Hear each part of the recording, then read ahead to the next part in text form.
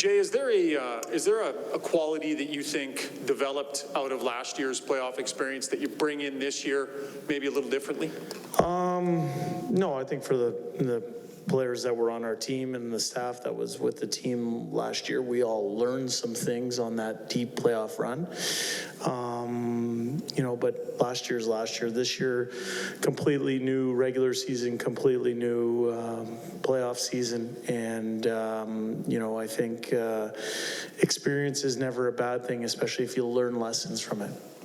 From a leadership standpoint, is there an element to it where you have your leadership core and they're going to take care of their own play, but you also see them at times taking some responsibility for helping other guys be ready and helping other guys work on things and such? Have you seen that growth in your team that way? Yeah, I think we have a bunch of players in our leadership group that don't tolerate anything that gets in the way of winning.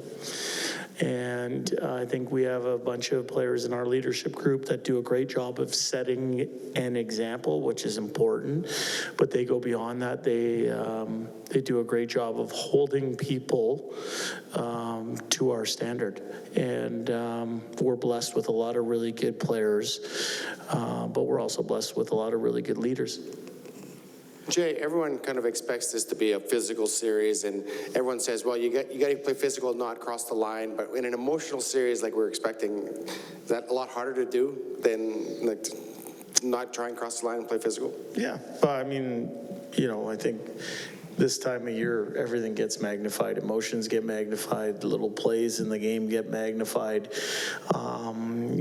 For us, I've been quite pleased with our level of emotional attachment to hockey games this year. I don't, I don't worry about that. And I think we have the leaders in our dressing room that will set the tone with a measure of physicality. You've been asked a lot about Matthias Ekholm. I want to ask about the other trade deadline guy, Nick Bjugstad, in terms of did he do what you expected, and also his ability to perhaps, finish a chance in a close game when you need it in the postseason? Yeah. For me, he gives us another NHL forward. He's someone who's come in and played big minutes for us, plays on both special teams, takes big face-offs. He's a real trusted veteran player. I think, given his size and length, he is someone that has an ability to wear on opponents.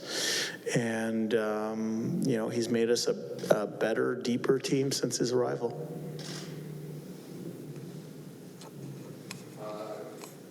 Evander Kane, he kind of had a bit of a rocky season. This is kind of a reset opportunity for him to kind of, make his mark on the season. Can you maybe quantify what a player with his skill set and mindset can do in the playoffs? Yeah, well, I think that goes back to Ryan's question. We witnessed what he can do last year in the playoffs.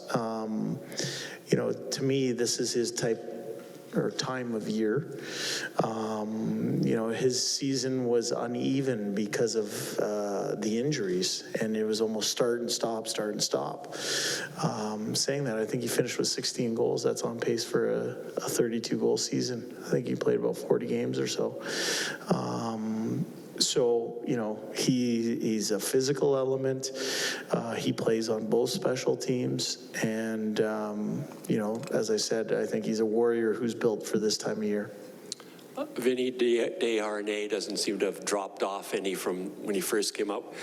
Is he proof positive that some defensemen take a little bit longer, and he's 27 years old, but he plays like somebody who's been in the league for a while?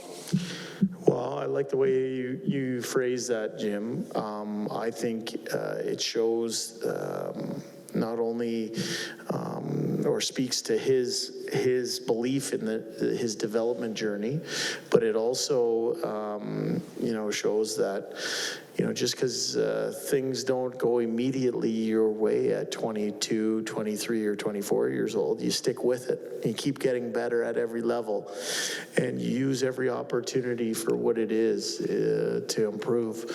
And, what a story for him personally, but how about a story for our organization, our scouts that found him, our decision makers that started him on an American League East Coast two-way contract. You know, he played so well that his play earned him an NHL contract. You know, I think that's a testament to an organization doing it right, drafting right, taking their time with the development plan, and then rewarding someone that has showed that they're ready. That's what a scout's dream, I presume, when you pick a player that late and he turns out to be a player. I think it was Scott Harlow was actually the scout who went to bat for him. Yeah, Scott's a really good scout for our organization, very valued, but scouting's like coaching. There's a lot of people involved in that process, and I know the people behind that pick all take great pride in seeing where Vinny is today. Thank you. And when it comes to Desharnais, the one thing he always says is he wants to focus in on his composure with the puck. How have you kind of assessed that skill and that development as he kind of progresses this year? Yeah, I think it's been good. I think he's got hockey sense. I think he can make a play. And, you know, that said, he's also confident in who he is. He's not trying to do things that are outside of his skill set. He's confident and knows why he's in the National Hockey League.